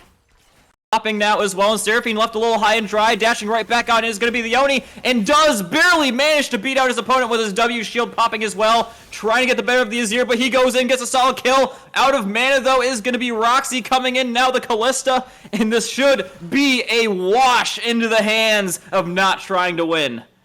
Not trying to win. It looked like they were going to get caught out the hook, land off on the bot side.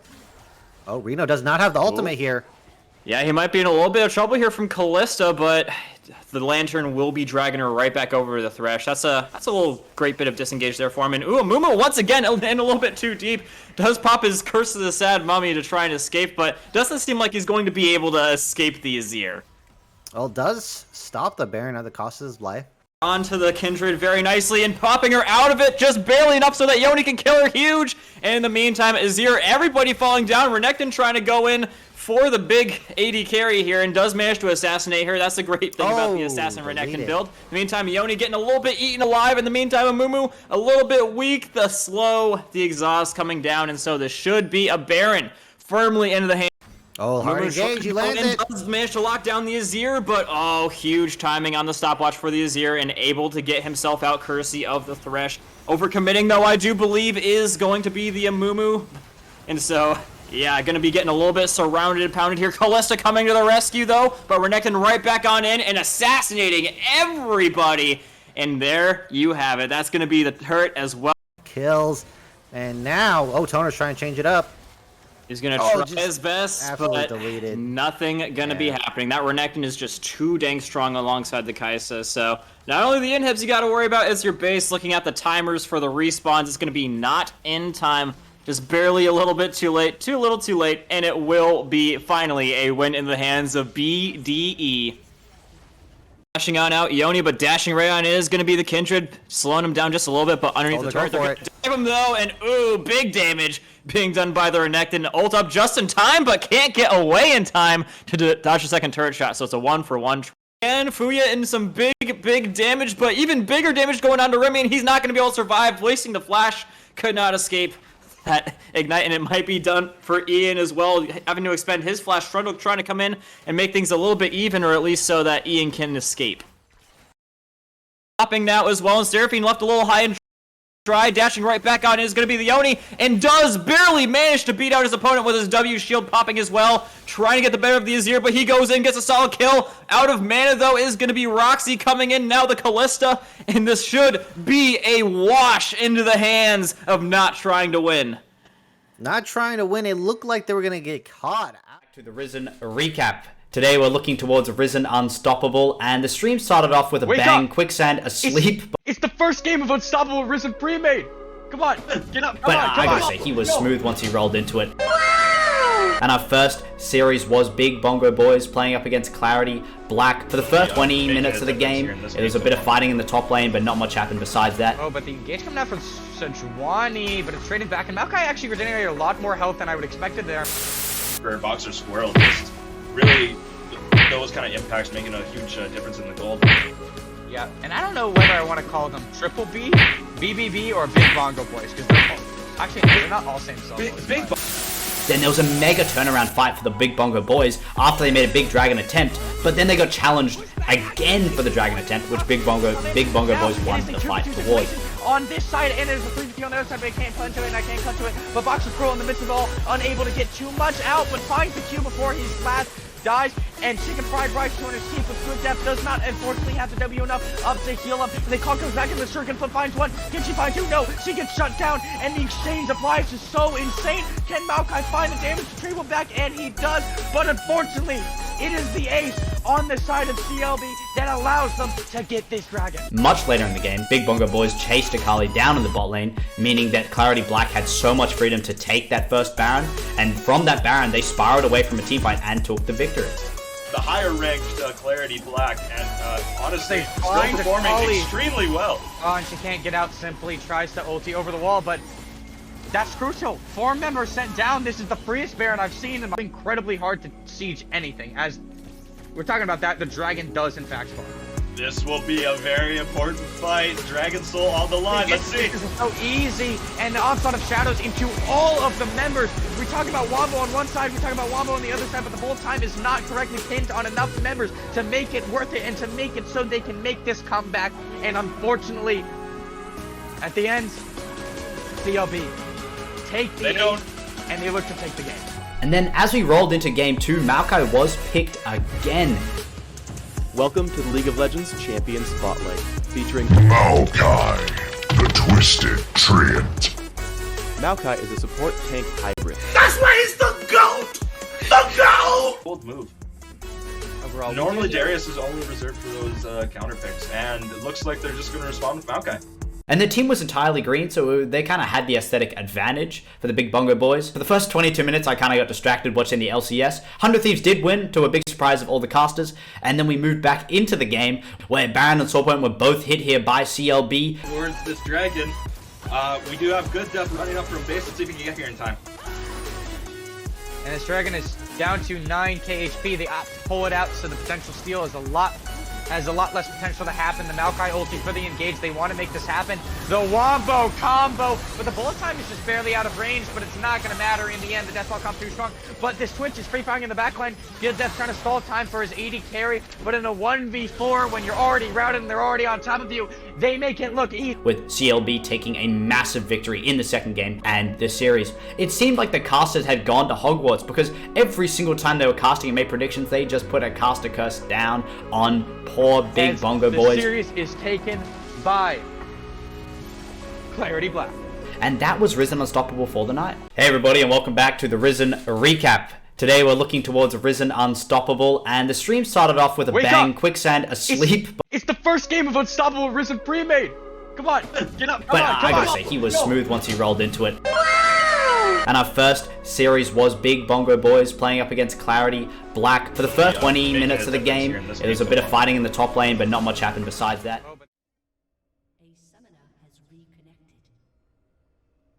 Hello, ladies and gentlemen. We are back with a reconnection screen. Had a little bit of difficulties getting in here, but we are all nice and ready to go now. And so, I am joined in this awesome occasion by my co-caster, Crims.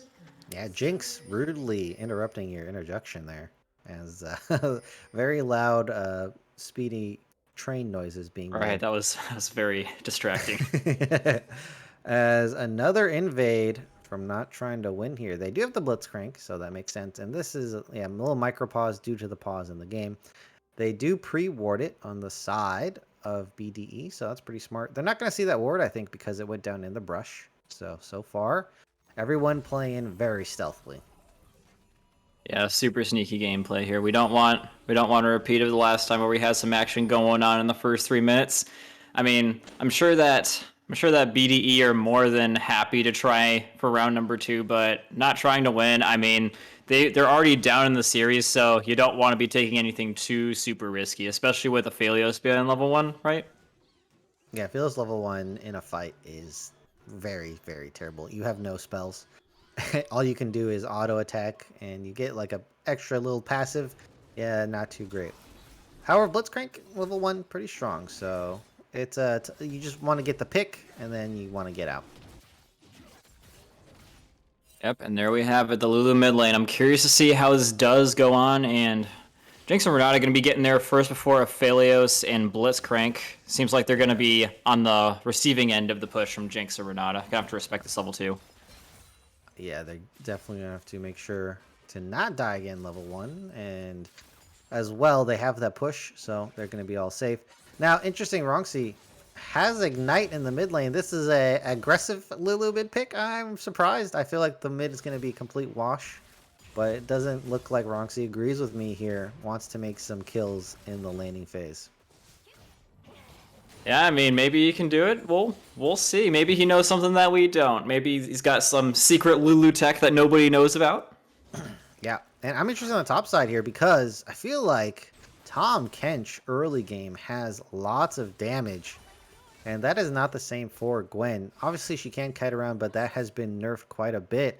So I'm wondering, does Toners actually get a few kills here early with that Tahm Kench power? The tongue lash is just so strong early game. I mean, it's quite possible. He's also got Doran Shield, so he's going to be more than likely coming out on top in these exchanges. Only got some potions for the sustain here is going to be the Gwen, so got to be very cautious as Tahm Kench in the beginning of the game. All right, Reno went for a cheeky gank on the bot side, but that just ended up being a whole waste of time. And now on the Viego, that is a lot of camps being done in the meantime. Huge advantage getting topside as well. Lamb Sauce is getting pushed in though, so maybe going for a camp steal at best here. Yeah, things are starting to look pretty good for the Seraphine. The poke's going down pretty good. Only one potion left in the hands of Lulu, so I think she's really about to be out of sustain, so that should be some good mid lane prio for them to compensate for this lack of prio in the bot lane. And J4 looking to come in and right this right back. And goes right on in, but too close to the turret. Seraphine and Viego looking to come in and make things a little bit interesting himself. But I guess his presence enough is going to be enough to make this Lulu and J4 not interested anymore. Yeah, Big Huey actually played pretty well. Was hanging on the top side because of that Viego position. He knew top side was pretty safe. J4 nowhere close enough to get that gank. Doesn't land the knock up. Big Huey's completely safe there. And wow, yeah, this Seraphine is looking like it's doing excellently. And just to remind everyone, Seraphine is the scaling pick in this matchup. So Roxy is, it's looking like there's going to be more effectiveness in this upcoming mid game for Big Huey. Not only that, but Lulu is completely out of sustain, and let's not forget that, I mean, good old Seraphine still has best. Gets an gank coming in. Nice stun landing once again, but unable to follow it up toners, so they're just going to force Gwen to fall back just a little bit, but nothing too crazy. Yeah, tried to combo the knockup from Viego's stun, but that stun's very short if you don't charge it up. Oh, engage coming from Ian. No, counter engage coming in from the Renata. Ends that one real quick. Definitely a bit of a hook war going on there. Oh, this is very aggressive. And they very aggressive missed hook should be meaning that this is going to be nothing coming out here, but going right on in, knock up hitting, but the exhaust comes in as well. Gonna try and do anything possible, and Ian getting a little bit too close to that turret, man. Getting caught out once again, and Ian will be first blood of the game. Yeah, definitely just over forcing in the bot side. No reason to go for that. Just, you know, reset, maybe clear some vision in the brushes. Oh, this is a huge mistake. He's getting a little bit cut out here as well. Solid root going on, but the flash comes in, flash coming in right on back. Renata might be in a little bit of trouble here too. Might be able to root him on away, forcing the flash out now as well. That is a great recovery for Aphelios, but no flash. He's going to be in a little bit of trouble here up against J4. Yep, J4 coming in here, but so is Viego. He actually goes past him. Viego might be able to get another kill back on here, but Renata sticking around is going to be making it so that J4 is going to be able to get the kill on that. Renata didn't have the reset for Foya there. I wonder what happened. Wasn't able to save the Jinx's life and goes down. And that is just a small win in the bot side there. The push-in actually does help Remy, even though it does trade 1-for-1 in the end. And Viego does burn a flash, but they're going for an invade here. Oh, nice hook. And they catch him. Going for a little bit of payback here onto Reno, and Renata trying to come back in here and give a little bit of help. No health, though, but Jinx is here and has plenty to deal with, and the roots as well. So, going to be able to get on out of that one scot-free, and yeah, that's going to be about it. Yeah, that was an excellent hook from Ian there. Just the perfect timing. Catches mid-dash. And they're going to use this time because Reno is extremely low, doesn't have smite. They're going to pick up the dragon as well. So with the Blitzcrank, they're finding advantages. Ian making the early plays again. Yeah, it's a great thing to be having early on for them. They did not get a single dragon in the last game, so this is apparently them trying to win now. And it all starts with their first dragon of the entire series being gained by Viego. Yeah, there we go. Doesn't get it on the Callista comp, but somehow manages it with Aphelios Blitzcrank here. And now it's looking like on the top side, Lamb Sauce starting to take over the lane. Level 6 has the all-in potential now, has the tank busting capabilities. And they might be worried about this catfish on the top side. Ooh, Aphelios getting a little bit tagged up, dragged back on in by the Renata. Get over here, but Jinx getting dragged underneath the turret. She's gonna have to Oh, take a charge. She wants to do some damage here. Ignite going on in Viego. He's on the task once again, but I think that they're going to be just a little bit too far away for this gank. The Seraphine was making the rotation as well, so they might be looking for a dive angle here. Yeah, somehow the second turret shot didn't go through and Foya was able to dodge this is that. audacious. This is aggressive. They've got vision too, so Seraphine should be getting nothing out of here, and she should be very careful about that control ward. Okay, it has the blast cone and is zoning away Foya, so they're actually playing it pretty nicely here. Definitely walking into Roxy's going to be a mistake because Lulu? Reno's right around the corner. Might be in a little bit of trouble here. They're both very low mana, but J4 is a little bit closer to the situation than Viego. Can still flash out if she needs to. So, yeah, J4 realizing that, not going to be looking to waste too much time. All right. I mean, we have an interesting scenario because, again, we see an advantage in the bot lane. Now, granted, they did pick scaling for the side of Foya here, but 2 times in a row, bot advantage secured in the early game.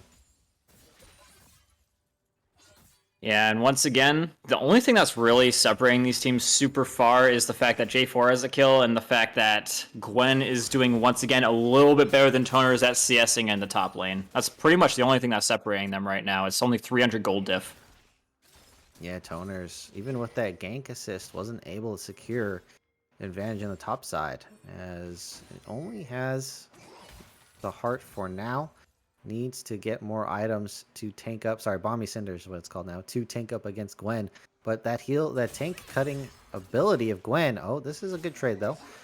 As they are setting up the Rift Herald with the push of Toners. They could go for a dive, especially with Blitzcrank Viego. I mean, that is very diveable here. Yeah, and they're going to be getting securing early objectives. Yeah, more or less without a hitch. Aphelios is in a little bit of trouble here because he's like 3v1. They should be able to get some plates out of this at the very least to compensate for the place that they're going to be likely losing in the mid lane to Viego. Yeah, nah, this is not a trade that I like to see personally. Remy gets absolutely, takes an L because of the team decisions here, but wisely doesn't give overkill. Might be greeting for it now, though. Oh, please don't do it. Oh, man, dude. Yeah, he's still sticking around. Remy in a little bit of trouble. Cataclysm landing just barely out of range, and Renata gonna be sniping the kill out of that one with the hostile takeover. Didn't really need that one, but either way, securing the kill. Yeah, they definitely put Remy in that scenario from the side of not trying to win. That's unfortunate because that was their strongest lane at the moment, and now completely set behind. Oh man, Blitz caught out once again and almost dying. Forced to use the flash. Yeah, I think not trying to win doesn't understand how to play around bot side because we've seen it in 2 games now. They get the advantage, but then they do nothing with it, and now they set their Aphelios behind against this Jinx. It just seems like they don't understand how to play around this bot side, and that is such a shame. Yeah, I mean, the only good thing about that scenario is the fact that 1, J4 didn't get the kill, and 2, that he's been standing there for like 5 minutes, so Viego's been able to kind of surpass him in CS by quite a considerable amount. Yeah, Reno's been doing a lot of waiting this time around, just trying to get the wins in the bot side lane. And it does pay off that time in a huge manner. They do give up their Rift Herald as well, so it's not for free that he's getting these wins, as Toners is not going to be able to finish off that trade. So where's this Rift Herald going to be dropped is the big question. I mean, I guess Aphelios is the only person that is reasonable, but they're going to slap it mid lane as Ronxi's kind of Mia, and they're going to be able to find a couple plates here for Big Huey. Yeah, it appears that they think that they're about to get run up on by the bot side, but that is not going to be the case. They get 3 plates for the price of 4, so still in a little bit of a plate lead right now is going to be BDE. Yeah, and I do want to mention the Jinx is up about 700 gold. Foya gets a lead just off team play. Oh, Renata getting a little bit cut out here. Might be just a little bit too close and yanks him right under the tower, flashes away. And so that was almost a good situation there for the side of not trying to win. Almost cut out the enemy team's support, but not quite going to be the case. Oh, they're going to use it to get this dragon, though. So they are able to force away a member and use their current strength in the mid lane to pick up another dragon. And this is a very fast dragon stack here. Yeah, and with no vision whatsoever, it's going to mean that Jinx can't go for the steal with, what's it called? The Super Mega Death Rocket, I think is the proper name of it. So, yeah, unfortunately, no chance for the steal there, even though they have Jinx. And ooh, Blitzcrank getting caught out once again, my friend, going in with the Cataclysm, but Viego's here to help. I'm not locked in here with you, you're locked in here with me, says Viego, as Reno is gonna finally be dying to Viego. Hostile takeover coming in here. Viego might be in danger of killing the Blitzcrank, flashing on away, and Fuya is going to be dying once again. Encore coming in, saying, get back over here, we're not done just yet. But yes, you are actually done, so that's gonna be a 2-for-1 trade in the favor of not trying to win. Yeah, and they're going to go ahead and close this gold gap that was building just a little bit. And that is a good play, a bit of an overforce from Reno. Didn't expect the Viego to be there. Didn't see him because of the invisibility. And that is going to be a mistake here. And that's a good sign for not trying to win. They get more kills or gold onto Remy. And Big Huey making big plays yet again on this Seraphine. I mean, seems like a pretty good comfort champion for Big Huey. So far playing excellently in this game too yet again. Yeah, and once again, J4 being called on to go and help out his laners while Viego's being able to go out and just pass him up and farm. And now he's passed up and kills as well. There's starting to be a little bit of a jungle diff, I think, just because J4 is being needed a lot more than Viego in a lot of these situations. Yeah, the J4 overcommitting in that last fight does hurt them, as well as just using Reno to assist in the bot side is going to cost them. I mean, loses in farm to Viego anyway. Viego is just the better, clearer overall, but this is not the disparity that we should be seeing. Yeah, and ooh, do they see? No, they don't see Blitzcrank in there. I thought they had a little bit of vision on him, but let's take a peek mid lane. Putrefier first item here, trying to cut the healing of Seraphine, so that's gonna be a big deal in a potential team fight in the future. Top side, yeah, look at this. Toners down CS yet again. Lamb Sauce just having a field day against Toners the whole series so far. yeah, and despite the rift gains, first turret's going to be going into the hands of BDE. How do you feel about that? Yeah, I mean, they just really messed up that Rift Herald play. They not only left Remy completely zoned away, and they give up a lot of plates over to Foya. They just get a few plates in the mid lane on the trade back. Not worth it. And oh no, Ian! Oh, Blitzcrank caught out again, man. Forced to use the flash, but can't seem to get away. All right, play topside in the meantime. Gwen might not be able to get away, though, trying to activate the ghost, but we'll see if it can actually work out. Trying to path around just a whole lot of things in her path, and she will be able to slowly but surely get away to safety. Yep, ghosts her way out of there, activates the fancy feet, dodges and ducks around. Oh no, this might be a mistake. Viego's in trouble. It's just everybody in a row getting caught out here. Viego trying to win the 1v1 here, but the hostile takeover hitting, as well as the super mega death rocket coming out from Jinx. And so slowly but surely, things are starting to go completely and utterly south for not trying to win, just because they're getting caught out in 5v1s.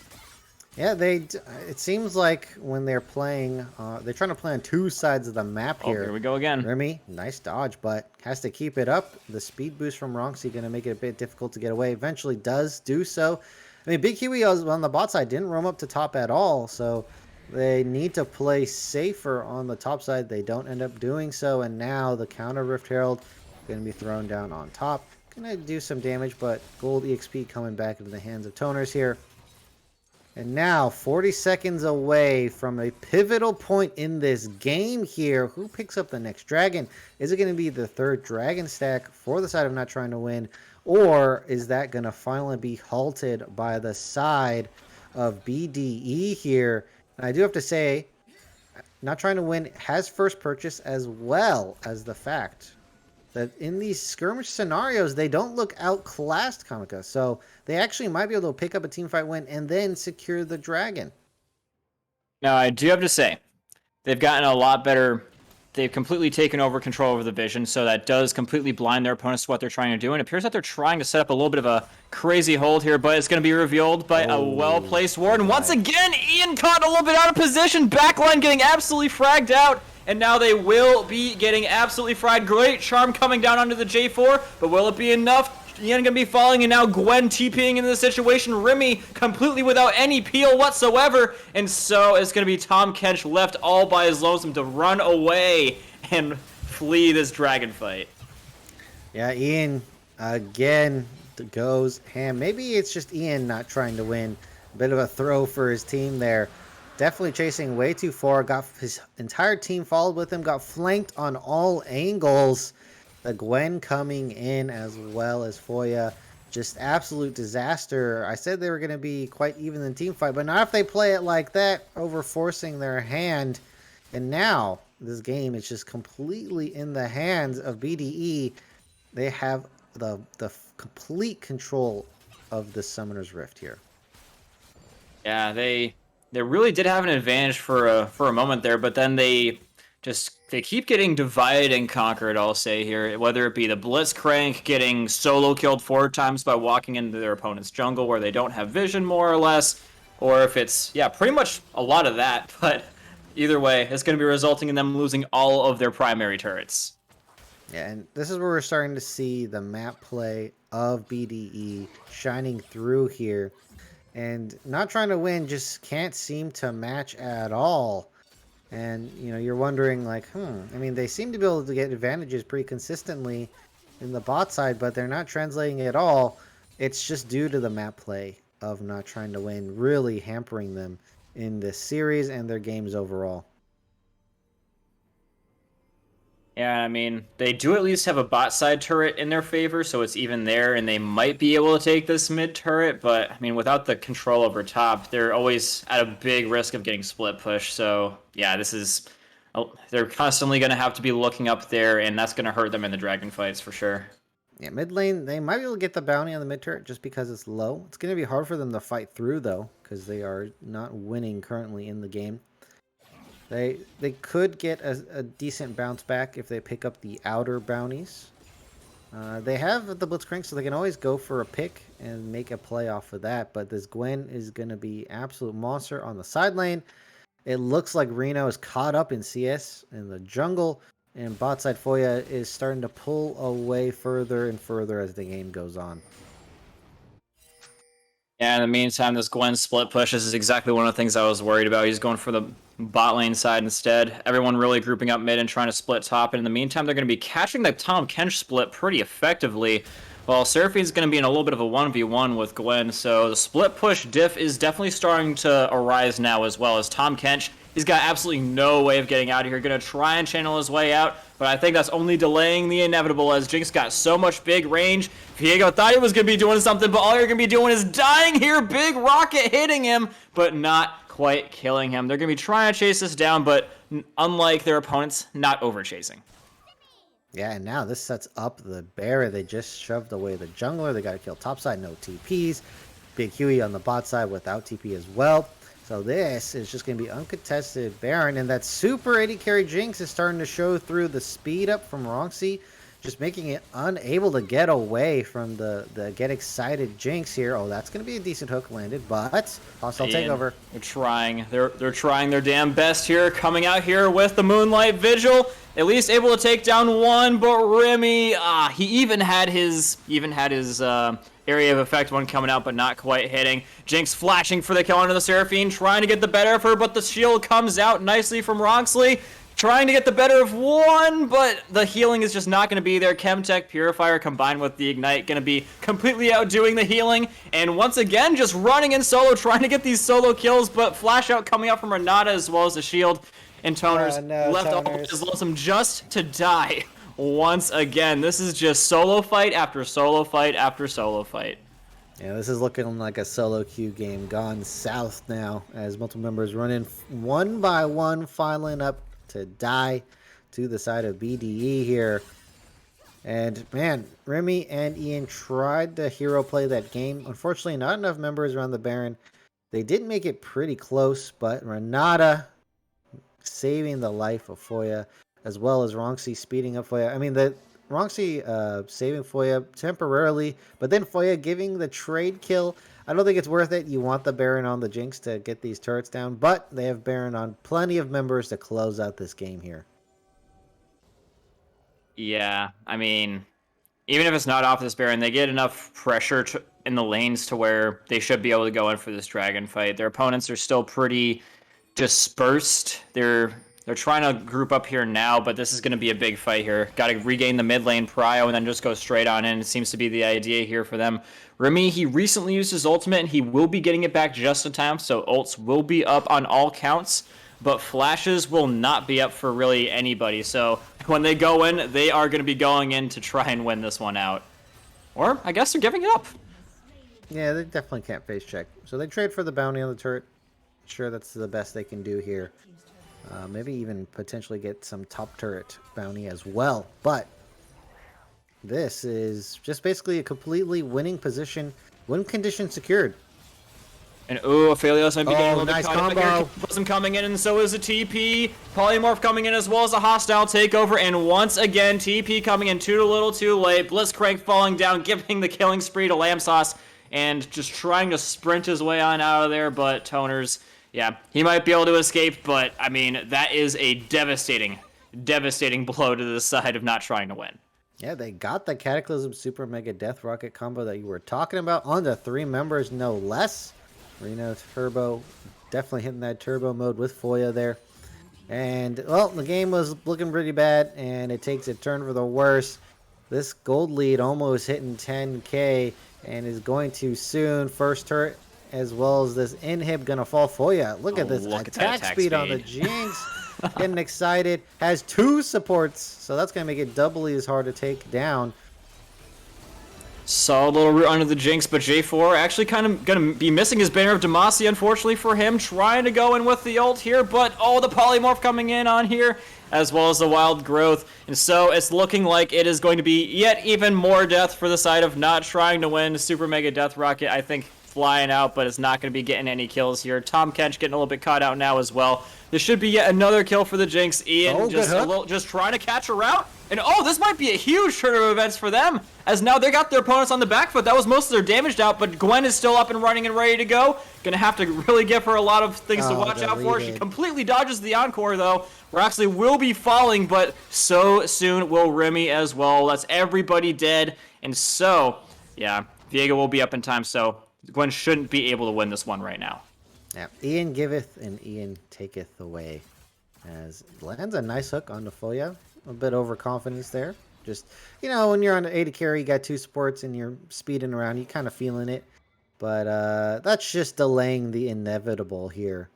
As 1 inhib down, and it looks like every other objective in sight for BDE to win this game. Yeah, they've got pretty much the makings of a winning team right now. Nothing really going against them right now, I do have to say. I mean, they're the scaling comp. They've got more kills, like by a quite sizable margin. They've got over 3 times the amount of kills. They're tied on dragons. They got the Baron buff, and they've got overall the better team fight comp as well. I'm struggling to see a win condition here, Crims. Do you have any idea? Again, if they were hypothetically trying to win, what would they do?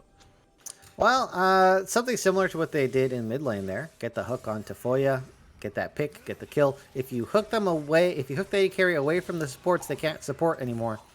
And they're gonna have to dodge Lamb Sauce. So I think they could potentially do it right now because of the way the map's set up, but they're gonna have to really go for 10-90 plays to get back in this game, and they're gonna have to flip that coin a lot to win.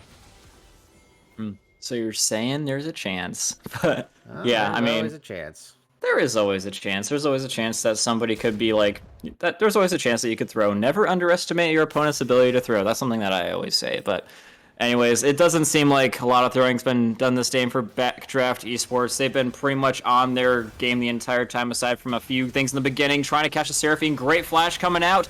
but might not be able to get away from the super excited Jinx. In the meantime, Viego a little bit caught out, tries to go in for the ult, but not quite going to be landing. Once again, going to be coming in with the Wild Growth, just completely kiting out the Viego, and that's 3 down. Only ones left are the tanks, and they're not going to be able to do too much up against this super duper powerful Jinx and the rest of her team. All right, Jinx just mowing down everyone in front of her. Ian going to be holding up the front line, but not for any longer. Lamb Sauce gets the kill. Toner's trying to make it away, but it looks like Foya's going to be able to scrap up the last kill, hunting down every member from the side of not trying to win. Their namesake pulling through. This game didn't look close at all. And look at that scoreline, 7-29. Foya 11 for 11. Reno doing excellently in the second half of that game on the J4. And Roxy having a pretty smooth 2-1 in 23 game on the Lulu. Pretty solid overall. And that is a complete 2-0 from the side of BDE. Yeah, I mean, I don't know if looking at the stats coming into this game, I was expecting much else, but I mean, I don't know if I necessarily expected it to go down like that. Haru, you're watching this literally the entire time. Tell us your thoughts.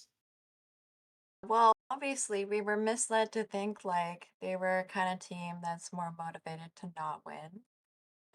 But you know, it did throw us off with when they did try in those scrimmages and team fights. And I did notice at the beginning the Philios was not doing too bad in the early laning phase. So that was a Crims. I think you had mentioned that that was a pick that you really wanted to see come out, right? Well, yeah, Yeah, Into the especially in Jinx, their pretty previous good. comp. Yeah, Yeah. yeah, especially in the previous comp. I think that would have been fun, but at least they pulled that out. And they had stayed with the Seraphine too, right? So they that was another pick that I think both of you were discussing as well. But yeah, well, congratulations to BDE. We should definitely be talking about at one point I saw the Renata, she had just thrown everything and secured the kill in the bot lane. Tell me about your thoughts on that kill there. Are you talking about the one where they had Aphelios completely surrounded and then she stole it with the Yeah. hostile takeover by accident? Yeah, I Yeah, mean, I do what you remember. gotta do, man. Do what you gotta do. You know, it's competition and you can't take any chances, right? So, um yeah, well, I'm a little sad that that didn't get to be taken to draft 3. But that's okay. Any of your favorite fights or any part of the either one of the games that you thought was exciting? Or Well, I thought the game one team fights were a lot more exciting. These ones kind of just ended up all being steamrolls. Just BDE completely winning those hands down. So this game wasn't as close. Game one threw us for a loop, but BDE recalculate and they don't make the same mistake twice, it seems. no. Yeah, and as for me, the game won pretty much as well. Like the Callista fight, where they were just throwing everything at each other in the beginning, and Callista got a double kill. That was kind of like the highlight for me. And in the second game, I agree with Crims 100%. They sort of just like trickled into the fight every single time. They're like, "Oh yeah, there's a fight going on. I should probably be there." But by the time they all got there, the fight was over, and then the next person saw like, "Oh, there's a fight. I should probably be there." And then they all died, and it led to a point where they were all dead by the end. So yeah, just make sure that if you're going to take a fight, you're all there at once. Yeah, so I've noticed from, you know, like playing in kind of lower draft. I don't want to say lower elo, but lower draft. People don't necessarily like taking it to the long game. And you know, when these teams are fighting in these competitions, they're wanting to take it to the end game, right? So with these picks, how do you think what do you think was going through BDE's mind when they decided to put the Lulu mid? I think since they first picked it, they kind of just wanted to trick, not trying to win from the beginning. They went with the Lulu Jinx and they were like, yep, they're definitely going to think this is a bot lane Lulu Jinx because one's a classic combo, and number two, they've blinded them as well. I don't think they got. I mean, they got a decent counter pick in the Renata. It's not like amazing. I think Blitzcrank Aphelios, as you can see, can still take over that lane. So it wasn't like they got something amazing out of it, but they did get a small win in the strat overall.